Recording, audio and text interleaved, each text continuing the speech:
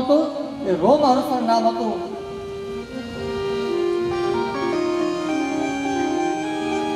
હવે સાંભળવા વાળા તો બધા કથા કહેવા વાળા મળી ગયા સૂતજી. હવે સાંભળવા વાળી વાત એવી કે સાંભળે કોણ કથા? તો કે 88,000 ઋષિમુનિઓ ભેગા છે કથા સાંભળવા માટે. પણ એવામાં એક શ્રોતા એવો હતો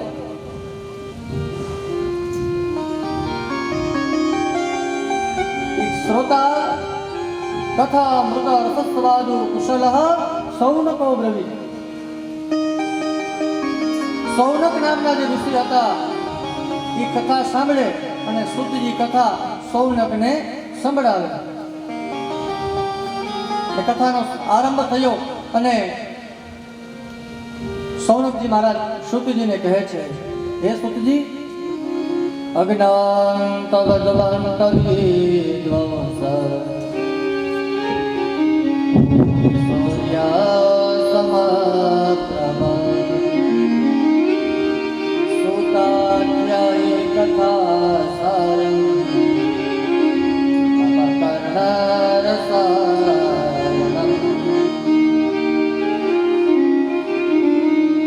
સૌનક કહે છે કે હે સૂતજી, મમ કર્ણરસાયનમ, હવે તમે કંઈક એવું સંભળાવો કે એ સાંભળવાથી ભગવતની પ્રાપ્તિ થાય. વેદો બહુ આવ્યા, એવી કંઈક કથા સંભળાવો. એ સાંભળવાથી ભગવત ચર્ચા, ભગવતનું ચિંતન થાય.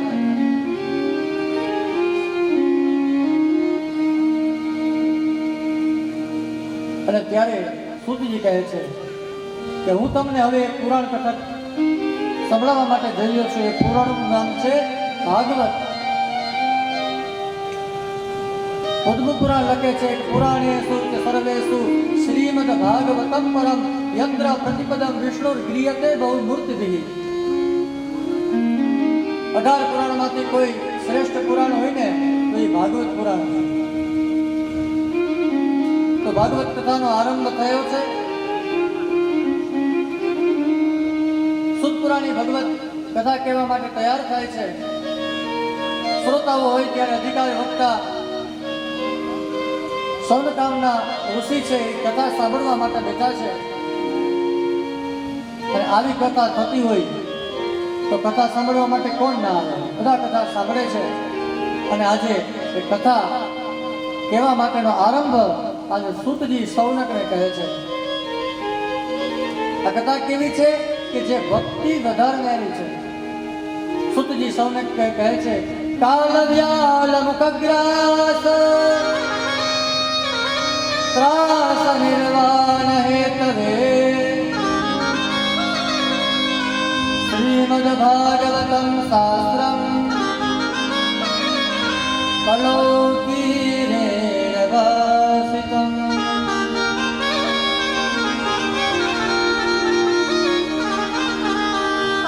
જે મૃત્યુ આવે અને કાળ છે એ માણસનો કોળીઓ ભરી જાય.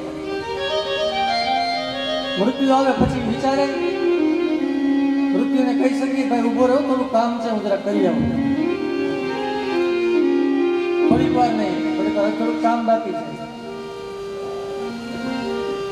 મરવાથી કેને ડર નથી લાગતો સાહેબ? બધાને ડર લાગે. પણ એ મરવાથી ડર ન લાગે એટલા માટે આ ભાગવતની રચના છે. પરીક્ષિત એટલા સાંભળે છે કે મૃત્યુનો ભય ન થાય. મૃત્યુના લક્ષણો બતાવ્યા ભાગવતમાં કહે છે, કાલ વ્યાલ મુખગ્રાસ, કે અંતિમ સમય માણસના મૃત્યુનો સમય એને ખબર પડી જાય માણસને મૃત્યુ ક્યારે આવે.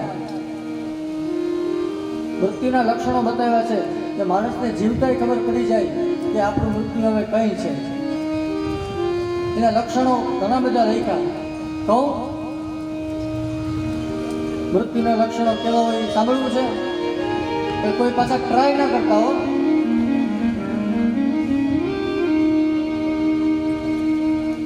ઘરની અંદર ઘીનો દીવો પેટાવો, પછી એ દીવો જરા ઠરી જાય એટલે પેલી સુગંધ આવે જરા. એ સુગંધ આવતી બંધ થઈ જાય એટલે સમજવાનું કે ઘરમાંથી કોક હવે રજા લેવાની છે. હું નથી કહેતો, ભાગવત કહે છે.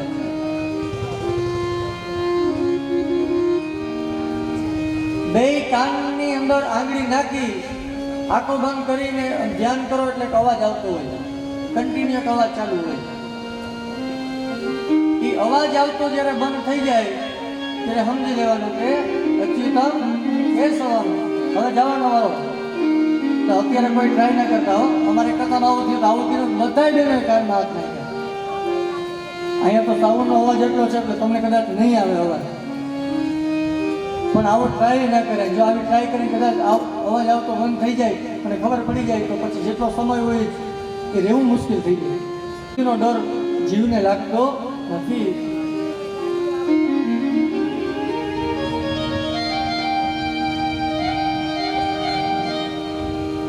પછી તો જન્માંતર સહસ્રેષુ તદા ભાગવતમ લભે. અતિ જન્મના જ્યારે પુણ્ય ભેગા થાય ત્યારે શ્રીમદ ભાગવત તત્વનો સાંભળવાનો અધિકાર પ્રાપ્ત થાય. બહુ જન્મના પુણ્યથી આપણે આ ગાદી ઉપર બેઠા છીએ, આ આસન ઉપર બધા બેઠા છે. આ કોઈ મંડપ નથી, આ એક મંદિર છે. એટલે મંદિરની સાર સંભાળ કેવી રાખવી જોઈએ? આ મંદિર જે પ્રમાણે ચોકસાઈથી આપણે ઘરમાં રાખીએ ને એ પ્રમાણે મંદિર છે, એ પ્રમાણે સાર સંભાળ કાયમ રાખવી જોઈએ.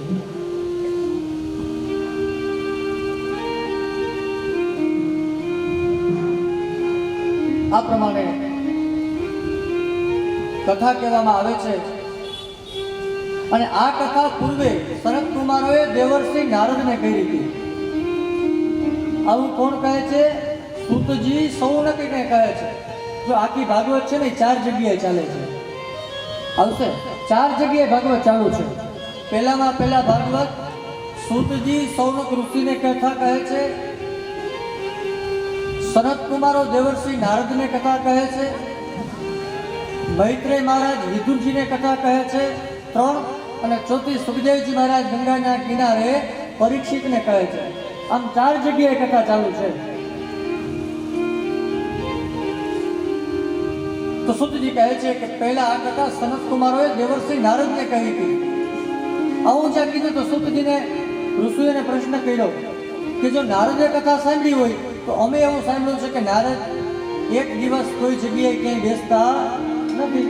નારદ તો વિના લઈને વાતીવા નારાયણ નારાયણ નારાયણ કરતા કરતા લોક વિગ્રહ વિગ્રહ બધી જગ્યાએ ચાલતા રહીએ છે. તો નારદજી કેમ બેઠા છે? 7 દિવસ સુધી એક જગ્યાએ નારદજી બેઠા છે. એ કથા કહો. કોણ કહે છે? ઋષિઓ સુતજીને કહે છે. અને સુતજી શું કહે છે ખબર કે જે સનત કુમારોએ નારદજીને કથા કહી એ કથા હું તમને કહું છું. એટલે સુતજી ત્યાંથી હટી ગયા. એમ કીધું કે આવી કથા સનત કુમારોએ કહી છે.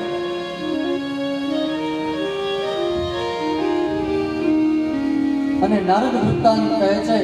અને ત્યારે નારદજીની કથા આવે છે અને ભાગવતકાર લખે છે લોક વિગ્રહસ્ય નારદસ્ય સ્થિરસ્ય ચ નિધિ કૃતપ્રીતિ સંયોગાત પુત્રતે સહ.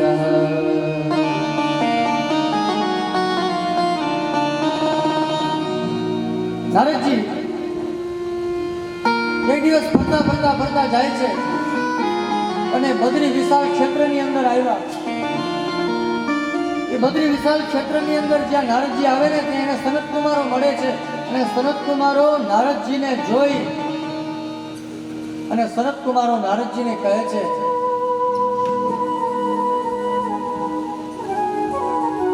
હે નારદ, કથમ બ્રહ્મદીનમુખા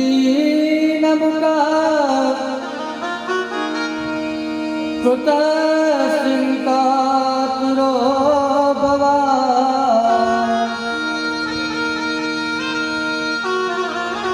ત્વરિતાં ગમ્યતે પુત્ર કુતશ્ચાગમનં તવ. હે નારદ, આ તમારા મુખની અંદર શા માટે તમારું મુખ બરોબર નથી લાગતું આજે. શું ચિંતા છે કહો? અને નારદ જેવા નારદને ચિંતા હોય ખરી કે જે ભગવાનનો ભક્ત હોય? સનત કુમારો પૂછે છે કે હે નારદ, શું વ્યથા છે બતાવ, કંઈક વાત કર ભાઈ, અને કંઈક વાત કરીશ ને તો જ મને ખબર પડશે.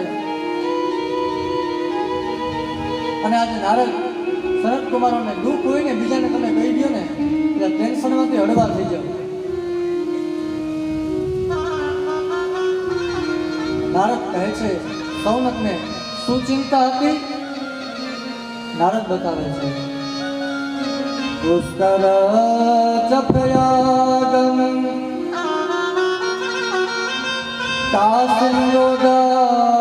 કાસંયોદારી તથા હરિક્ષેત્રે કુરુક્ષેત્રે શ્રીરંગે સેતુબંધકે.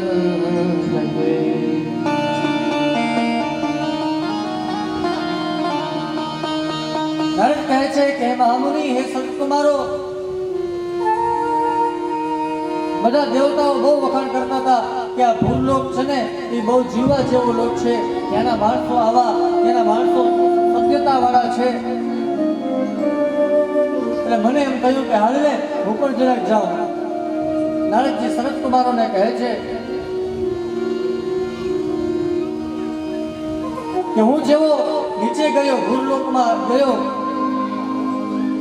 હું પુષ્કરમાં ગયો, પ્રયાગની અંદર ગયો, કાશીમાં, ગોદાવરી, હરિક્ષેત્રમાં, કુરુક્ષેત્રમાં, આ બધે ગયો, પણ ત્યાં મને શાંતિ મળી નહીં. નારદજી કહે છે કે ભગવાન સુધામ ગયા ને પછી કળિયુગ આવ્યો, અને જેવો કળિયુગનો પ્રારંભ થયો ને એટલે બધા માણસોમાં શું દેખાણું નારદજીને? સત્યમ નાય તપસોચમ દયાદાનં વિદ્યતે ઉદમ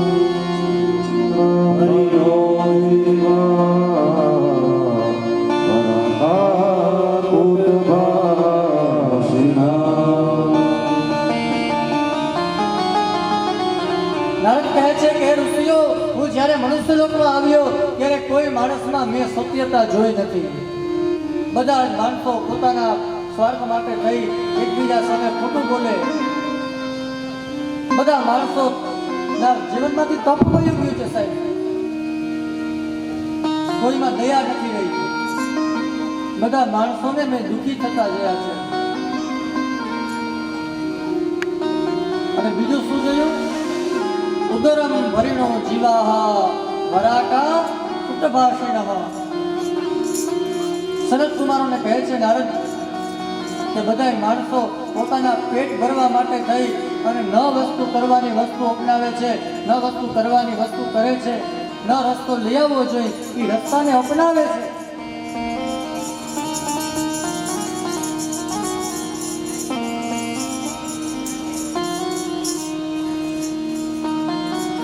હે સનત કુમારો, એટલા માટે હું દુઃખી છું.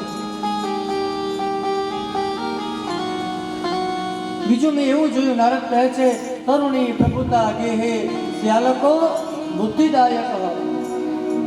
નારદ કહે છે કે કલયુગની અંદર એવા માણસોને જોયા કે પોતાના સગા ભાઈને મૂકી દે, સગા ભાઈને પૂછે નહીં, પણ પોતાનો હારો હોય એની હારા પાસે બધું બોલે. હવે શું કરવાનું છે, હવે શું કરવાનું છે, એ હારા નો માને પણ હગા ભાઈ નું માને નહીં. આ કળિયુગનો પ્રભાવ થાય. નારદજી કહે છે પણ ભાગવત તો એ વેદનો સાર છે, એ સ્વયં વેદ બોલી દીધા તો પણ ઉભા ના થયા. ઋષિઓ કહે છે કે આ કળિયુગમાં સાર છે ને માણસને વધારે ગમે. એનો સાર કહો તમે, એટલે ભાગવત કથા કરવાનું. નારદજીને કીધું, નારદજી કીધું કે ભાઈ કથા તો કરવી, ચલો કથા કરવી છે, પણ કઈ જગ્યાએ કરવી, કેવી રીતના કથા કરવી. આ બધું વિચારવામાં આવ્યું એટલે નારદજી કે એક કામ કરીએ, હું કથા સાંભળું અને સનત કુમારોને કહે છે કે તમે કથા કહો. તો સનત કુમારો કહે કે ભાઈ અમે જ્ઞાન સત્ર કરવા માટે આવ્યા, તો અમે કોકની કથા સંભળાવવા માટે જ અહીંયા આવ્યા છીએ. એક કામ કરો, અમે કથા વાંચીએ અને તમે કથા સાંભળો. તો કથા સાંભળવા માટે થઈ. હવે નારદજી કહે છે કે હવે કથા ક્યાં કરવી? તો સ્થાન નક્કી કર્યું અને એ કથા કઈ જગ્યાએ? તો બધા વિચાર કર્યો કે હરિદ્વારની અંદર આનંદ નામનો તટ છે, એ તટ પાસે કથા થાય છે અને કથાનું આયોજન થાય છે.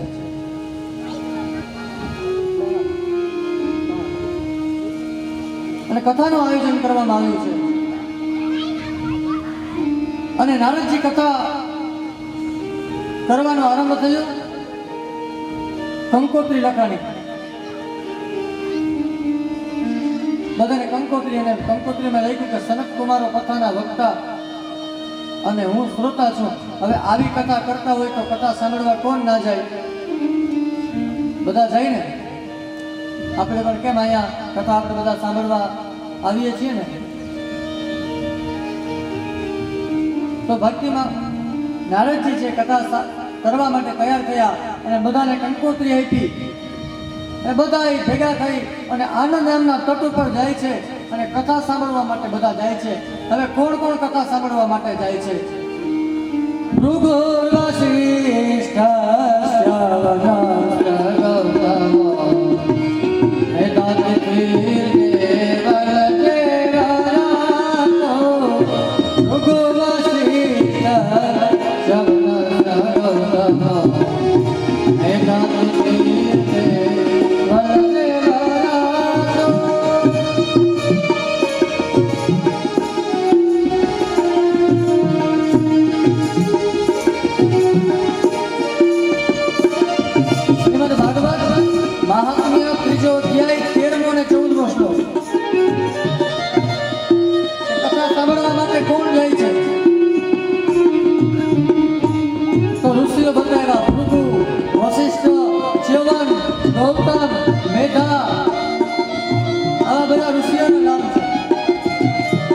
આટલા બધા કથા સાંભળવા માટે જાય છે. તો કોઈએ પૂછ્યું કે મહારાજ બધા કથા સાંભળવા માટે ગયા તો પેલો શબ્દ ભૃગુ હું કામ લખ્યો? ભૃગુ હું કામ પહેલો? ઘણી વાર થતું હોય પેલું નામ અમારું, તો ભૃગુ હું કામ પેલું લખ્યું? એમ લખ્યું તો વસિષ્ઠ ભૃગુ નહીં, વસિષ્ઠ ભૃગુ નહીં, ભૃગુ વસિષ્ઠ ભૃગુનું પેલું નામ છે. શું કામ? કે ભૃગુ તો કથા સાંભળવા માટે ગયા, પણ ભૃગુ ઋષિ બધાને હાથ પકડીને લીધા, હાલો કથા સાંભળવા માટે. ભૃગુએ હાથ ખેંચ્યા, હાલો હાલો. કોક ઘરમાં બેઠા હતા, કોક તપ કરતા હતા, કોક સંધ્યા કરતા હતા, અને ભૃગુ ઋષિએ મૂકી દીધું બધું. હાલો હરિદ્વાર આનંદ નામનો તટ છે અને આ તટ ઉપર નારદજી શ્રોતા છે, સનત કુમારો વક્તા બન્યા છે. આવો લાવો પાછો મળીએ નહીં. હાલો બધા કથા સાંભળવા માટે અને બધા ભેગા થઈ અને આજે હરિદ્વારના ક્ષેત્રની અંદર આનંદ નામના તટ ઉપર બધા ભેગા થાય અને બધા કથા સાંભળવા માટે જાય છે.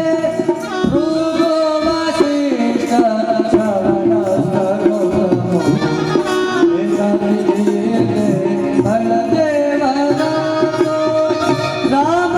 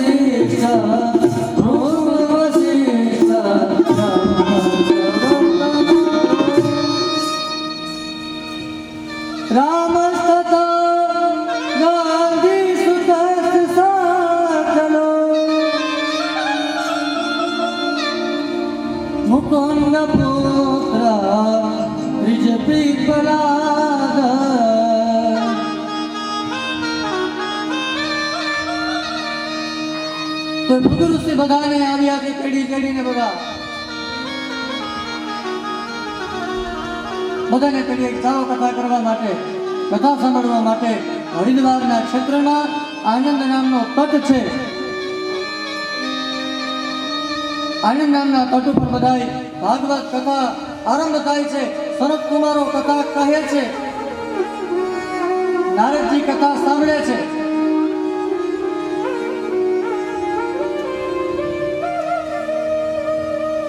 અને આ કથાનો પહેલો દિવસ પૂરો થયો, બીજો દિવસ પૂરો થયો, અને જેમ સમય વીતવા માંડ્યો થયો એવું જ્યાં કથા ચાલતી હતી, કથા ક્યાં ચાલે છે? હરિદ્વારની અંદર કથા ચાલુ છે. અને એ કથાનો પ્રભાવ પડ્યો છે કઈ જગ્યાએ? યમુનાના કિનારે. કથા હરિદ્વારમાં થાય છે અને એનું ફળ યમુનાના કિનારે મળ્યું છે. અને જેવી કથા થાય છે ત્યાં નારદજીએ જોયું કે મોટે સામે આવી રહ્યા છે બધા માણસો. એક સ્ત્રી છે, બે પુરુષ છે, અને એની સાથે બધા જ વ્યક્તિઓ દોડતા આવે છે. અને સાથે ભજન કીર્તન કરતા આવે અને બધા લોકો ગાવા માંડે. એવં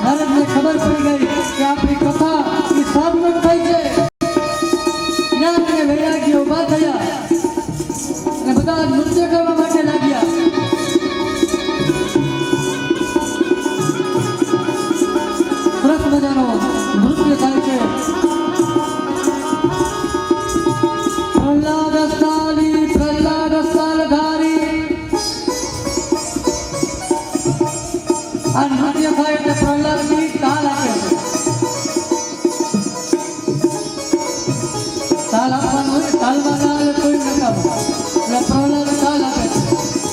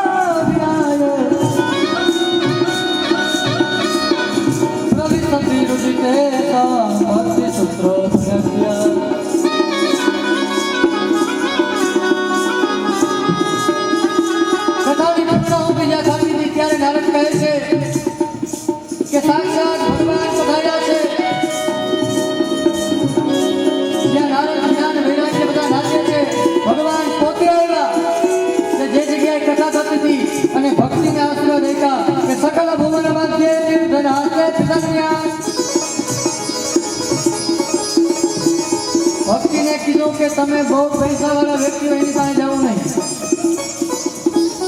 એટલે કલિયુગનો પ્રભાવ છે. નિવસતી રુદિતે શ્રી હરે ભક્તિ રસ્તા. ભક્તિને કીધું કે તમારે એવા માણસના હૃદયમાં જવું કે જે માણસ મદ ભક્ત યત્ર ગાયંતી, કે જે મારા ભક્તો મારે કાયમ નામ લે, જે મારું યાદ કરે ને મને પોકારે. ત્યાં ભક્તિને કીધું કે તમારે જવું. અને ભગવાન આશીર્વાદ આપે ભક્તિને કે તમે જેના હૃદયમાં બિરાજશો તો એ માણસને શું થશે? હરિરત્ની ચલો કમ સર્વતા નિહાય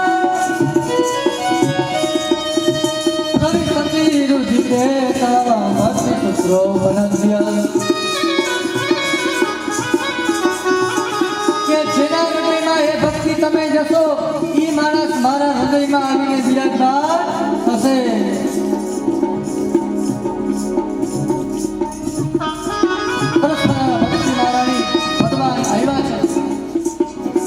ભગવાન આવી અને બધાનો આદર સત્કાર થયો. બધા જ ભાવથી જ્ઞાન વૈરાગ્ય અને ભક્તિ મહારાણીને સ્વાગત કર્યું.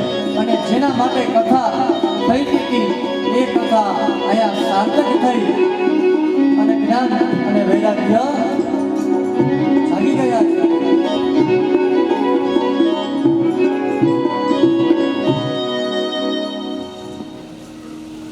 સરસ મજાનું જ્ઞાન અને વૈરાગ્ય જાગી ચૂક્યા છે. જેને માટે કથા થતી હતી એ જ્ઞાન અને વૈરાગ્ય પાછું યૌવન પાછું આવ્યું છે. ઘરડા હતા એમાંથી યુવાન બન્યા છે અને આટલું કથાનું ફળ છે.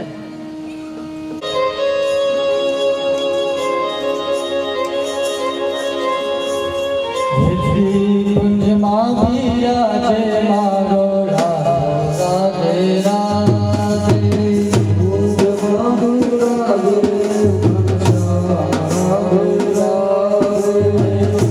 કુંજમાં વિરાજે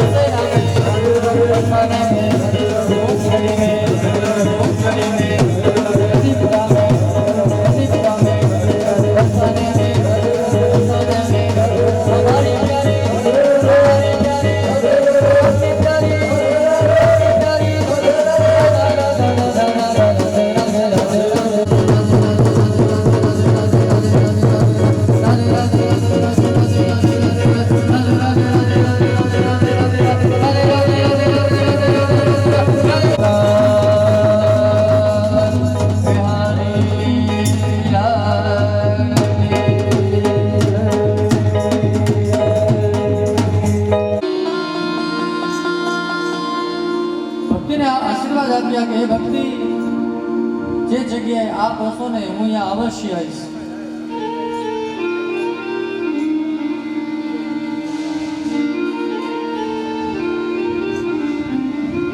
આમ ભક્તિ અને જ્ઞાન વૈરાગ્યની કથા બતાવી. ત્યાગનું મહત્વ બતાવ્યું કે સાહેબ ત્યાગ કોને કેવો એની કથા બતાવી.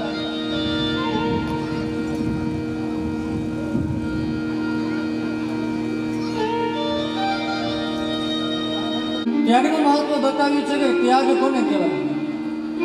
ત્યાગ કોને કર્યો? રાજા ભર્તૃહરિએ. ભર્તૃહરિ રાજા ખબર પડી ગઈ બધું ત્યાગ સંપન્ન થયું, ત્યાગ કર્યો અને સ્મશાનમાં આવીને વાસ કરે.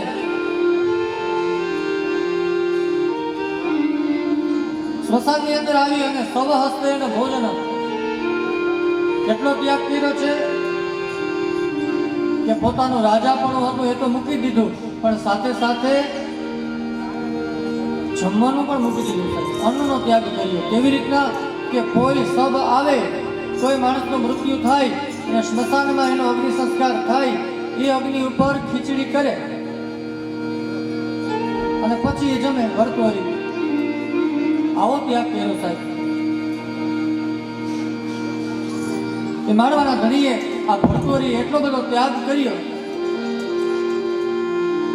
આવું દ્રશ્ય જોઈને પાર્વતીજીને વિચાર આવ્યો, ઓહો ત્યાગ આને કહેવાય.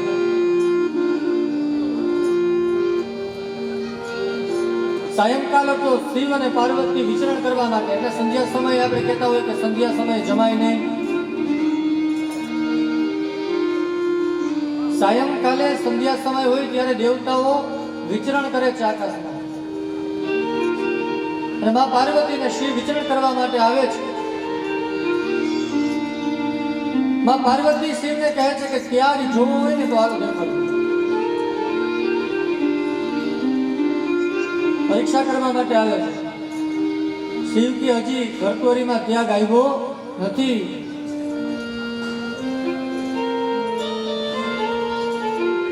ઉમા પાર્વતી કહે કે અરે દેવ, હે નાથ, બધું છોડીને સ્મશાનમાં આવે છે અને જો એને ખાવાનું મળે, કોઈ માણસનો અગ્નિ સંસ્કાર થાય તો ખીચડી કરે અને તો પોતે જમે, આનાથી ત્યાગ કવડો હોય. પછી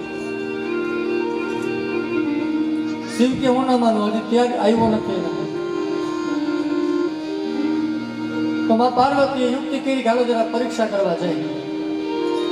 સમય એવો હતો કે ઘણા સમયથી કોઈ માણસનું ગામમાં મૃત્યુ થયું નતું, એટલે ઘણા સમયથી ભર્તૃહરિ ભૂખા હતા, કઈ ખાધું હતું નહીં. શિવ અને પાર્વતી વિચરણ કરતા કરતા આવ્યા સ્મશાન પાસે. શિવ પાર્વતીએ બીજું રૂપ લીધું અને આવ્યા સ્મશાન પાસે.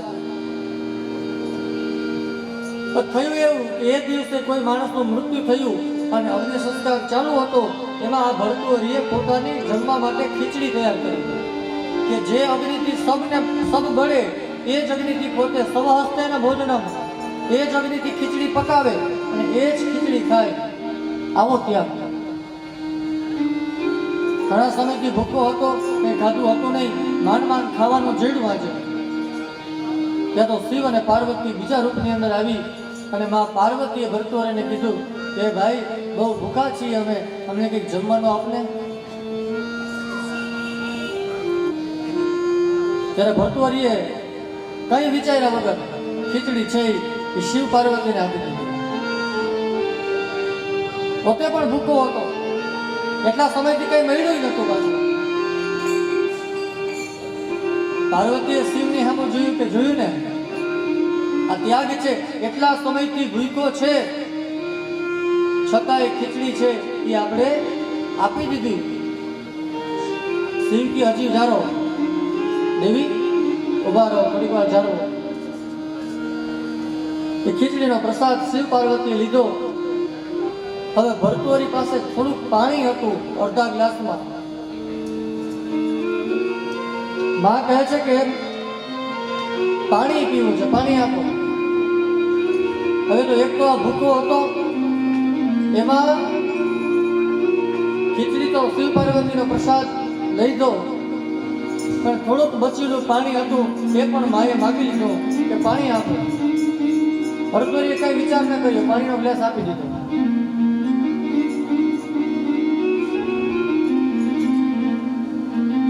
માએ પાણી પીધું, પછી શિવજીને પાણી આપ્યું. શિવજીએ પાણી પીધું, થોડુંક પાણી વધ્યું હતું ને એ ઢોરી નાખ્યું. શિવજીએ નીચે ઢોરી નાખ્યું. એટલે દેવીએ કીધું જોઉં, જમવાનું તો આપી દીધું પણ પાણી પણ આપી દીધું છે. ભગવાન કહે છે કે સારું હોય છે. અને જેવું પાણી ઢોરી નાખ્યું અને પછી શિવે વખાણ કરવાના ચાલુ કર્યા. ઓહો ભરતોરી, તારા જેવો રાજા તો મેં ક્યાંય જોયો પણ નથી. આટલો દાનવીર, આટલો ત્યાગ તારામાં ક્યાંથી આવ્યો?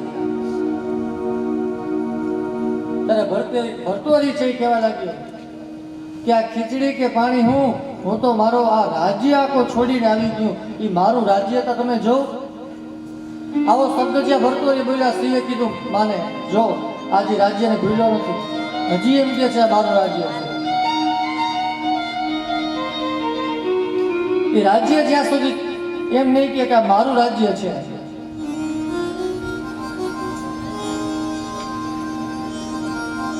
કેટલી વાસના હોય સાહેબ, વાસના માણસને છૂટતી નથી. એટલે કવિએ લખ્યું છે, ઘર છોડ કે બન મેં બાસ કિયો, मन बासन त्याग कियो ही नहीं,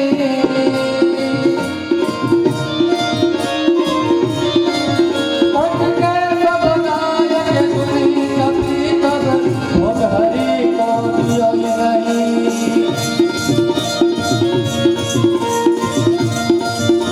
कहते कि घरे छोड़ के वन में बास कियो, घर ने छोड़ दीधो, वन में बास कियो. घर छोड़ के वन में बास कियो, वन बासन त्याग कियो ही नहीं. घर छोड़ दे, घर की दुरावी गया पर घर भूलातो नहीं. घर छोड़ के वन में बास कियो, मन बासना त्याग ही कियो ही नहीं. शिव कहे माने मां देवी, આ ભરતોરીએ ભલે સ્મશાનમાં આવીને ત્યાગ કરી દીધો, પણ હજી એને એનું રાજ્ય પણ ભૂલાતું નથી. હજી એમ કહે છે કે મારું રાજ્ય જો હું એક છોડી શકતો હોય તો આ ખીચડી ના છોડી શકું.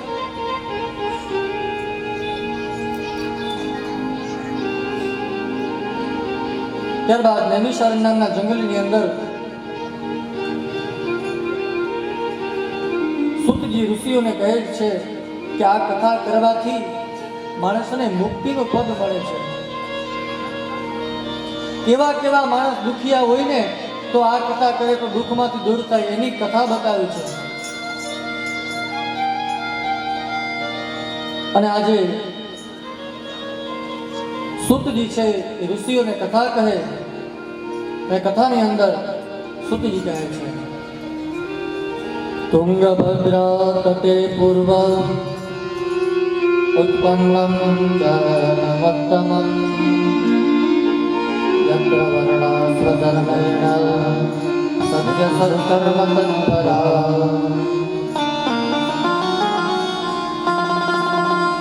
ઋષિ કહે છે કે ઉત્તમ નામનું એક નગર છે. આ નગરની અંદર એક બ્રાહ્મણ રહે છે અને આ ગામમાં 4 વર્ણના માણસો રહે છે: બ્રાહ્મણ, વૈશ્ય, ક્ષત્રિય અને શૂદ્ર.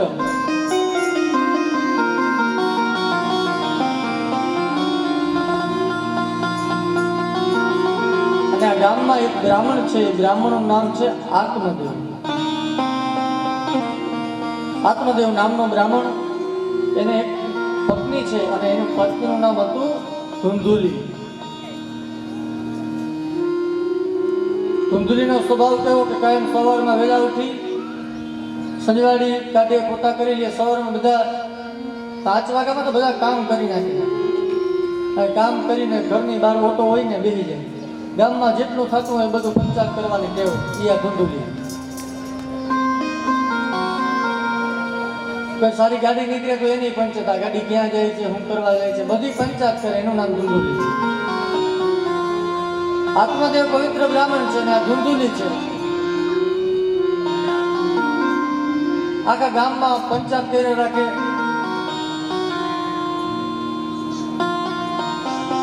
બધી વસ્તુ બ્રાહ્મણ પાસે હતી, પણ એક વાતનું દુઃખ હતું બ્રાહ્મણને. બધી વસ્તુ હતી સાહેબ, પણ આ બ્રાહ્મણને એક જ વસ્તુ નથી, એનું નામ હતું સંતાન. બ્રાહ્મણને સંતાન કોઈ નથી સાહેબ. અને જેના જીવનમાં સંતાન ન હોય ને, એ મા બાપને ખબર હોય સંતાન નથી એટલે શું થાય છે. આત્મદેવ નામના બ્રાહ્મણના ઘરે ગાય છે ને, એ સંતાનને જન્મ નથી આપી. બ્રાહ્મણના ઘરે કોઈ વૃક્ષ વાવો તો એ ઉછરે નહીં, સંતાન નથી. અને ગામના લોકો મેણાટોણા મારે, સંતાન નથી એટલે મેણાટોણા મારે છે. અને આજમાં આત્મદેવ નામનો બ્રાહ્મણ એ થાકી ગયો, વિચાર કર્યો કે હવે મારે જીવવું નથી, હવે આત્મસમર્પણ કરી દેવું, મારે આત્મહત્યા કરવી છે. આ ગામના લોકોના મેણાટોણા મારે ક્યાં સુધી સાંભળવા? એટલે કામ કરું, હું આત્મહત્યા કરી લઉં ને તો એનાથી છુટકારો. સાહેબ સમજી લેજો, જે માણસ આત્મહત્યા કરે ને એનાથી મોટામાં મોટું કોઈ પાપ નથી. આત્મહત્યા કરવાથી રસ્તાઓ છે એ સાહેબ ખુલી ના જાય, આત્મહત્યા કરવાથી રસ્તાઓ બંધ થઈ જાય. સિટીમાં ઘણી વખત સાંભળ્યું છે અમે કે 10મા અને 12માના વિદ્યાર્થીઓ કદાચ પરીક્ષામાં ફેલ થઈ જાય ને તો ડર હોય કે મા બાપ બીજા હે, મારે પ્રગતિ કેમ કરવી. આ કોઈના કયા વગર ટ્રેનના પાટામાં પડી જાય. એ છોકરાઓ નાના નાના, હજી તો જીવન બાકી છે. અને આત્મહત્યા કરવાથી પાપ લાગે છે. આત્મહત્યા કરીએ ને એ મોટામાં મોટો પાપ છે. અને યાદ રાખજો બધા, લખવું હોય તો લખી લેજો કે 6 વસ્તુ મારી તમારી પાસે નથી. એક મનમાં લખી રાખજો, મનની કલમની અંદર લખી રાખજો કે 6 વસ્તુ ક્યારેય મને તમને આપણી ઈચ્છાથી નહીં મળે. એમાં પહેલું છે જન્મ, બીજું છે મરણ, પછી યશ, પછી અપયશ, પછી હાનિ અને લાભ. આ 6 વસ્તુ આપણી ઈચ્છાથી ના મળે. અને જો આપણે મૃત્યુ જોતું હોય, એક સમયે મૃત્યુ આવી જતું હોય,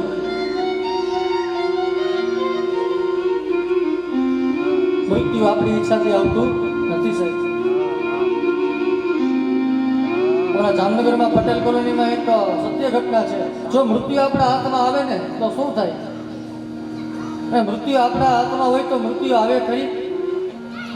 સત્ય ઘટના અમારા જામનગરમાં પટેલ કોલોની છે. એમાં આજથી ઘણા વર્ષો પહેલા 2 માણસના લગ્ન થયા. અમીરભાઈ એ લગ્ન થયા એટલે અઠવાડિયું 10 દિવસ થયું. 10 દિવસમાં 2 માણસ કાયમ ઝઘડે, કાયમ બાયગા રાખે. નવા લગ્ન થયા, કાયમ ઝઘડે. એટલે બેનને, ભાઈ નોકરીમાં ગયો, બેનને થયું કે હવે આ 10 દીમાં આની ઉપાડા ધાંધિયા લેવડાવ્યા તો આખી જિંદગી આને હારે નીકળે નહીં. હવે જો ઘરે મા બાપમાં જઈ જાવ તો એ મારું નામ ઓલું થાય, મારા બાપનું નામ ઓલું થાય, એની કરતા આત્મહત્યા કરી લે.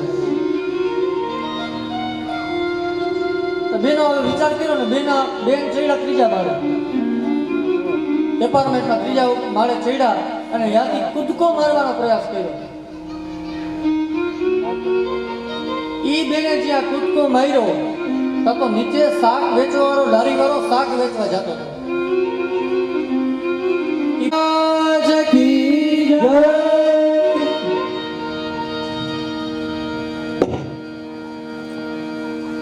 ગોકર્ણને જન્મ, એનું નામ ગોકર્ણ આપ્યું. ગાય જેવા કાન છે એટલે એનું નામ ગોકર્ણ આપ્યું. હવે તો બધા રાજી થઈ ગયા કે આપણે ત્યાં સંતાન, આત્મદેવ રાજી થઈ ગયો કે સંતાન થયું છે. હવે નામકરણ સંસ્કાર, આત્મદેવ કે હું નામ પાડું તો ધુંધુલી કે નહીં, નામ તો હું પાડી. સ્ત્રી તો આત્મદેવ કે કંઈ તમે પાડો તો ધુંધુલી કે આ મારો પુત્ર છે એટલે આનું નામ ધુંધુકારી. એટલે ધુંધુકારી નામ પાડ્યું. પણ આ ધુંધુકારી સમય જાય છે ને મોટો થાય છે, પણ ધુંધુકારી બહુ મોટો દુરાચારી બને છે. દુરાચારી બની અને માને મારે, બાપને મારે. મા પાસેથી પૈસા જ્યાં સુધી હતા ત્યાં સુધી મા પાસે પૈસા લઈ લીધા, પણ જેવો મા પાસે પૈસા માંગવા આવે, મા ના પાડે કે હવે નથી, તો માને મારે છે.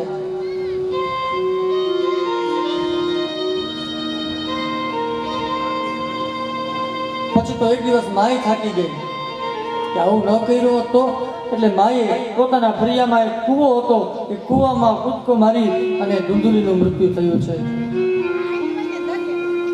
પુત્રથી છૂટવા માટે, જો પેલા સંતે શું કીધું હતું કે પુત્ર તમારા 7 જન્મમાં નથી, અને પુત્ર હોય એને સુખ ન હોય, અને ન હોય એને સુખ ન હોય. અને પુત્ર થયો પણ બીજાનો સંતાન હતો, અને ધુંધુકારી નામ આપવામાં આવ્યું, અને ફલ બન્યો કે માનું મૃત્યુ થયું. પછી તો આત્મદેવ નામનો બ્રાહ્મણ જે હતો એ પણ આ દ્રશ્ય જોઈ ન શક્યો. અંતે એનો પણ મૃત્યુ થાય છે.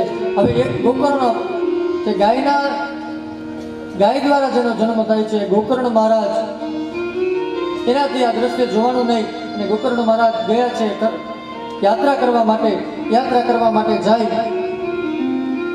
આ બાજુ ધુંધુકારી હવે એટલો છે, પાપ કરવામાં કઈ બીક નથી કોઈની. ઘણા બધા પાપ કરે છે.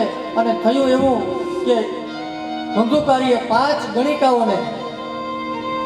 ગણિકાઓને સાથે રાખી અને વિચાર કર્યો કે આજે રાજાના ખજાનામાં ચોરી કરવી છે. રાજાના ખજાનામાં ચોરી કરી સાયંકાળે 5 ગણિકાઓ સાથે બેઠા છે. ગણિકાઓને વિચાર આવ્યો કે જો રાજાને ખબર પડી જશે તો આને તો મારશે, પણ આની સાથે આપણે પણ મારીએ. એટલે કામ કરીએ, આપણે મારે એથી કરતા આપણે આને જ મારી નાખીએ. જે 5 ગણિકાઓ હતી, મારવાના પ્રયાસ કર્યા ધુંધુકારીને, પણ ધુંધુકારી મરાતો નથી. પાપી જીવ હોય ને એનો મરાતો નથી. અને અંત સમયે ભાગવત બતાવે છે કે ધુંધુકારીના મુખમાં ધગધગતા અંગારા નાખે છે 5 ગણિકાઓ. એ ધગધગતા અંગારા નાખે અને આજે ધુંધુકારીનો પ્રાણ જાય છે. અને પ્રાણ જાય ને, અને પછી તો એ ધુંધુકારી પ્રેત બન્યો છે. વાતી વાહ ભટકવા માંડ્યો. ખબર પડી ગોકર્ણ મહારાજ યાત્રામાં હતા કે ભાઈનું મૃત્યુ થયું છે. એટલે ગયાજીની અંદર ગોકર્ણ મહારાજે શ્રાદ્ધ કર્યા, વિધિઓ કરી, પાછા ગામમાં આવ્યા. રાત્રે સુવાટાણે ગોકર્ણ મહારાજ સુતા છે, અને હવે આ ધુંધુકારી નામનો પ્રેત થયો. એ પ્રેત આવ્યો અને સપનામાં પ્રેત આવી, વળી ભેંસનું સ્વરૂપ લીએ, વળી ગધેડાનું સ્વરૂપ લીએ, આમ બીવડાવે છે પ્રેત. અંતે ગોકર્ણ મહારાજે પાણી છાંટ્યું અને કીધું કોણ છો? અને ત્યારે ધુંધુકારી કહે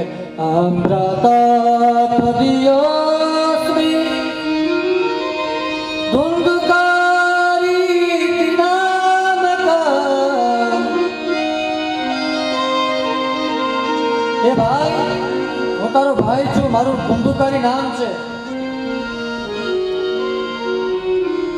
બોલે મેં તો તારી પાસે શ્રાદ્ધ કર્યા છે ઘણા બધા, છતાંય તને આ પ્રેતીઓની મળી? બોલે હા. ધુંધુકારી કહે છે ગયા શ્રાદ્ધે સટેર નાપી નમેર મુક્તિ ભવિષ્યથી.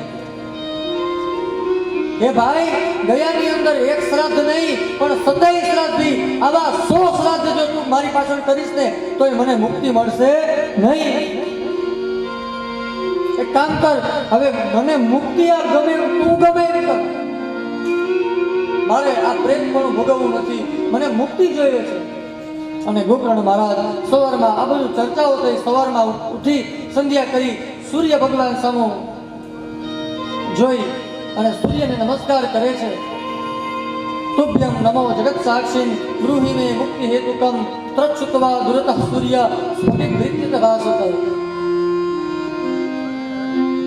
અને સૂર્ય ભગવાન કહે છે શ્રી ભગવતા મુક્તિ સપ્તાહમ ભજન દર્શનમ કુરુ એવં સપ્તદિનેશ્ચૈવ સપ્તગ્રંથિર્વિભેદનમ. ગોકર્ણને કહે છે કે તારા ભાઈની પાછળ ભાગવત કથા કર. અને ગોકર્ણ મહારાજ પોતાના ભાઈ પાછળ ભાગવત કથાનો આરંભ કરે, કથા કરે. પણ હવે ઓલો પ્રેત આવ્યો કથા સાંભળવા માટે, પણ બેસવું ક્યાં? કોઈ જગ્યા ન મળી એટલે જોયું તો એક વાસ છે, ત્યાં લીલો વાસ છે. આ વાસની અંદર એ પ્રેત એ વાસની અંદર આવીને બેસી ગયો. અને એવં સપ્ત દિનેશ્ચૈવ સપ્ત ગ્રંથિ વિભેદનમ. પહેલો દિવસ પૂરો થાય એટલે પેલી ગાંઠ ફાટે, બીજો દિવસ પૂરો થાય એટલે બીજી ગાંઠ ફાટે. તો વિચાર આવે કે મહારાજ આપણે કથા કરી, આપણે કેમ ગાંઠો નથી ફાટતી?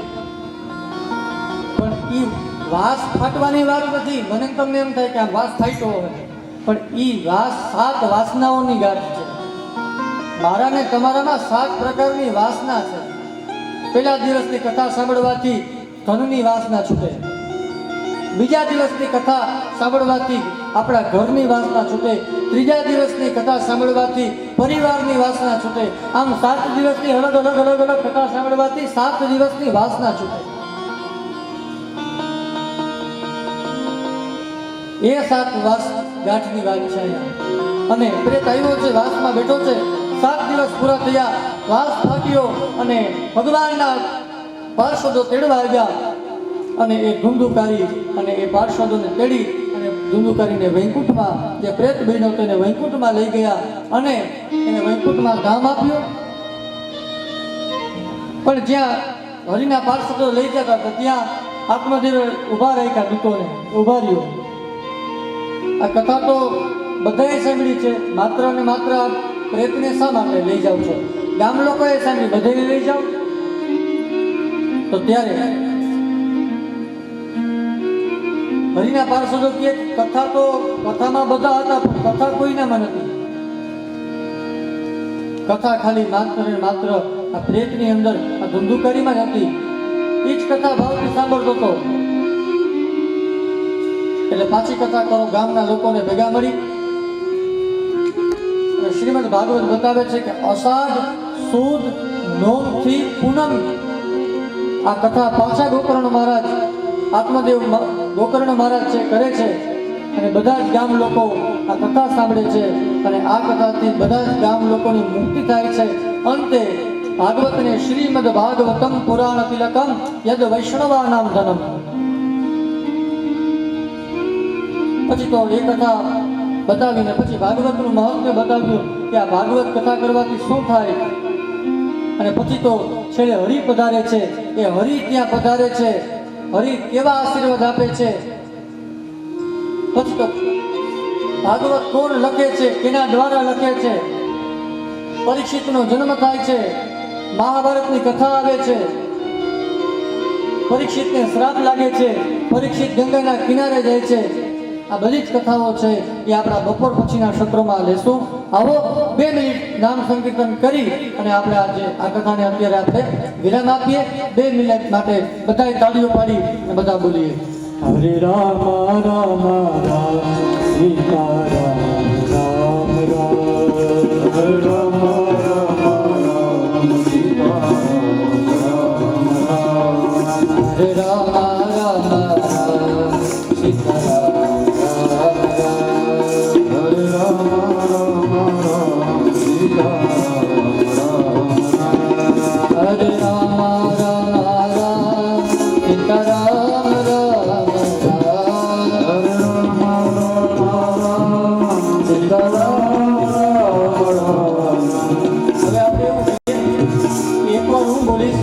તમારે બધાએ મારી પાછળ બોલવાનું છે. હવે આ લોકો નહીં બોલે. તમારો અવાજ મને આવે કે નહીં આપણે જોવું છે. જેમ ગામના ગોકર્ણે કથા કરીને ગામના લોકોએ બરોબર નથી આવી એટલે પાછી કથા કરવી પડી. એમ આપણે આવું ના થાય. એટલે હવે તમે બોલો હરે રામ રામ રામ સીતા રામ હરે રામ. અવાજ નથી આવતો. હજી અહીંયા 2 લાઈનનો અવાજ આવે છે, હજી બધી બીજી લાઈન બાકી છે. જમવાનું તૈયાર જ છે. શું છે જમવામાં અમીરભાઈ? આજે જમવામાં હું છે આવીને ભાઈ કહી ગયા.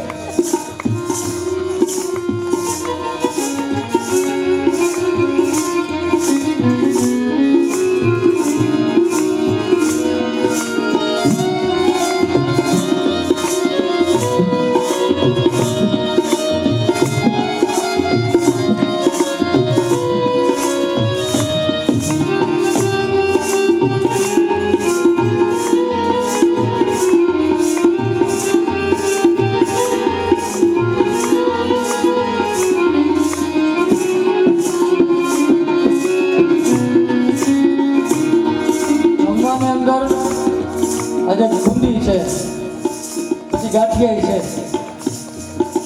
મોહનથાળી છે ને, દાળ ભાત અને શાક સંભારો આ બધું છે. એટલે આ પાણી આવશે તમને મોઢામાં.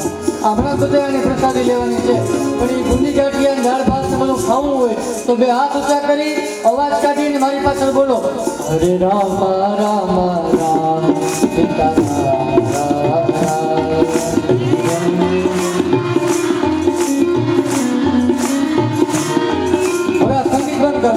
ખાલી એમનો બધા એવા જવો છે. હરે રામ રામ રામ સીતા રામ રામ રામ.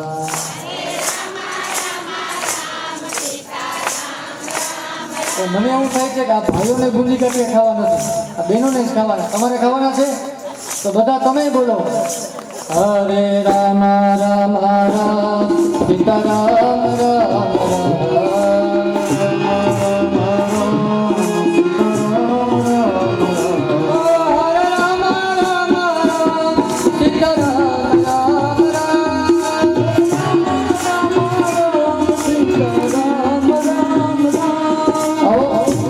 દૂધની કટોરી ધરાવી છે. ભગવાનને 2 મિનિટ દૂધની કટોરીને પ્રસાદ ધરાવીએ અને પછી આપણે બધા છૂટા પડશું. દૂધ ગાયના ઓકારી કટોરી ભરી લાવી છો મહા